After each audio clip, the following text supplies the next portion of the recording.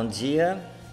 Hoje é domingo, o dia do Senhor, e hoje seria um domingo onde iríamos nos reunir no ponto de pregação Rio do Júlio, um lugar lindo, maravilhoso.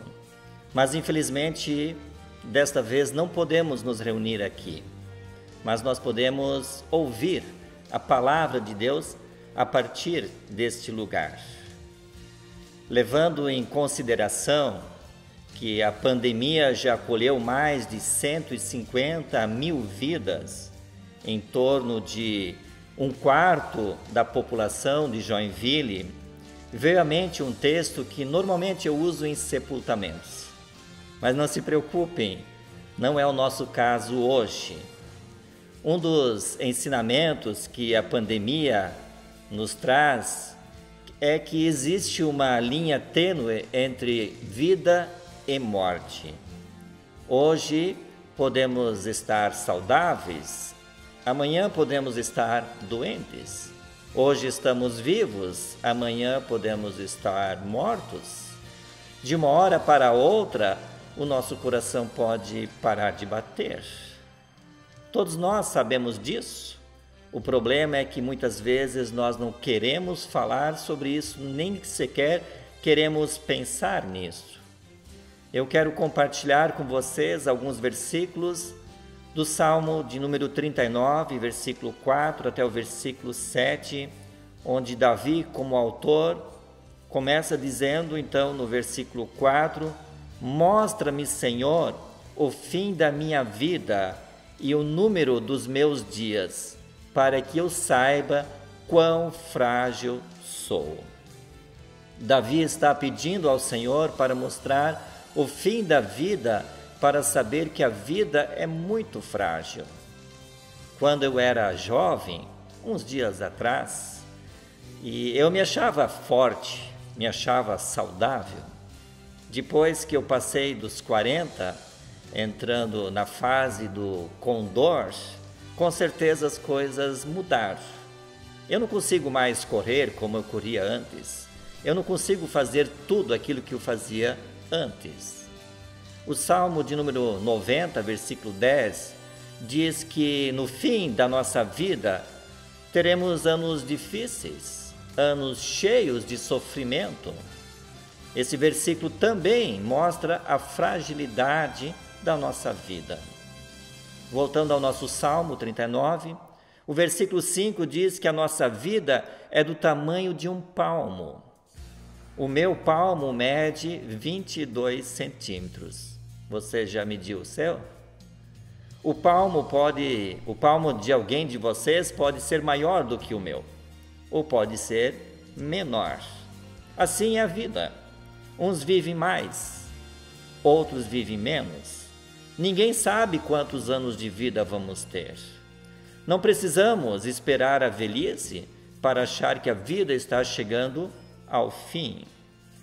Tem uma frase que eu ouço muito, e até mesmo eu já tenho dito essa frase: para morrer, basta estar vivo, não é?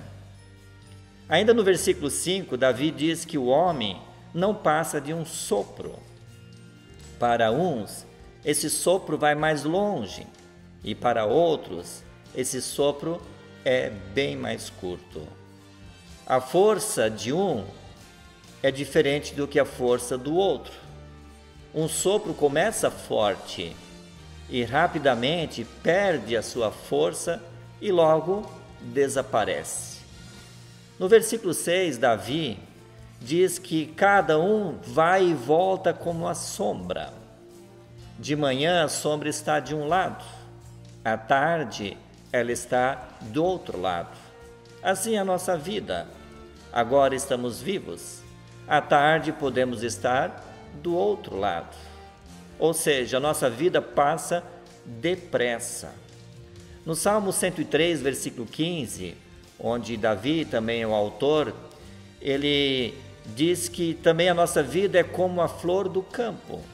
Ela brota, cresce, floresce, mostra sua beleza e em seguida murcha, seca, ou seja, morre.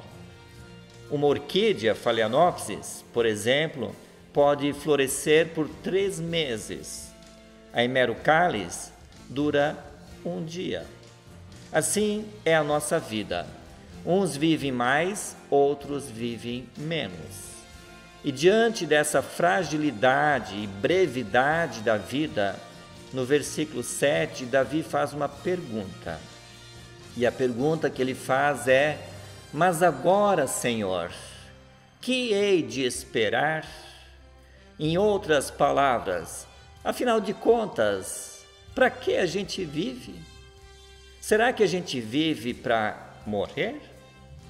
Ou qual é o sentido da vida? Ainda lembrando quando eu era jovem, a gente cantava uma música que dizia: por que nasci? Para que vou viver? Se eu morrer, para que vou morrer? No versículo 7, Davi ele faz a pergunta, mas ele também nos traz uma resposta. E a resposta é: minha esperança está em ti, ou seja, no Senhor. Eu quero refletir um pouco mais com você sobre essa esperança. Diante de tantas coisas dessa vida, também diante da pandemia que estamos passando, em quem de fato nós temos colocado a nossa esperança? Em quem você tem colocado a sua esperança? Você tem colocado a sua esperança no atual governo? Você tem colocado a esperança no dinheiro que você tem guardado? Ou você tem colocado a sua esperança na sua aposentadoria? Ou na saúde de atleta? Nos seus seguidores do Facebook ou do Instagram?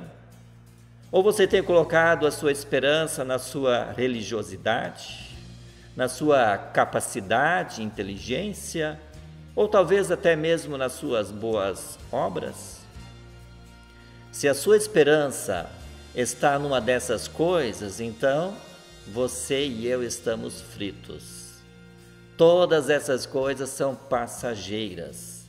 Todas elas um dia vão nos decepcionar. Domingo passado nós lembramos Páscoa, ou já esqueceram? Com a ressurreição de Jesus veio também a vitória sobre a morte, sobre o mal, sobre o medo, sobre a angústia, sobre o sofrimento, ou seja, com a ressurreição veio a esperança que vai além desta vida, vai além das coisas, além das pessoas deste mundo.